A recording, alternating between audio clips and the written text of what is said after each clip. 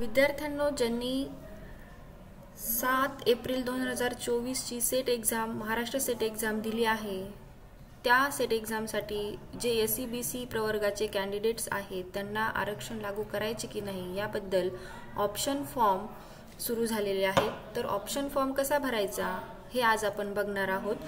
तर तुम्हाला आधी क्रोम वरती जायचंय।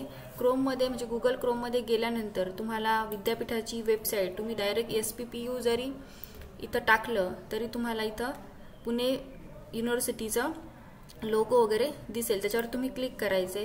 क्लिक केल्यानंतर पहिली जी साइट आहे सावित्रीबाई फुले पुणे युनिव्हर्सिटी याच्यावर तुम्हाला क्लिक करायचं आहे आणि त्यानंतर इथे तुम्हाला सेट एक्झामिनेशन हा एक कॉलम मध्ये दिसेल।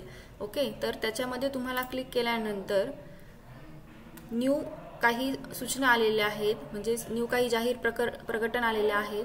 तर पहिला आहे की option form for SEBC candidates who appear for set exam conducted on 7 April 2024, म्हणजे 7 एप्रिल 2024 रोजी जी सेट एक्झाम झाली त्या सेट एक्झामचे जे कॅन्डिडेट्स आहेत SEBC कॅटेगरीचे त्यांच्यासाठी ऑप्शन फॉर्म हे ओपन झालेले आहेत। तेच विद्यार्थी हे फॉर्म भरू शकतात। मग भरायचा कसा, तर तुम्ही ह्या लिंकवरती क्लिक करायचे। लिंकवरती क्लिक केल्यानंतर काय मिळेल, इथे बघा 1 2 3 तुम्हाला इम्पॉर्टंट इन्स्ट्रक्शन्स दिलेले आहेत। तर पहिले इन्स्ट्रक्शन्स काय दिले, this form is only for SEBC candidates, फक्त SEBC कॅन्डिडेटसाठीच हे फॉर्म आहे। अदर कॅटेगरी वाल्या मुलांनी इथं प्रयत्न करायचा नाही। Second, candidate can change his her category only once, एकदाच होऊ शकते।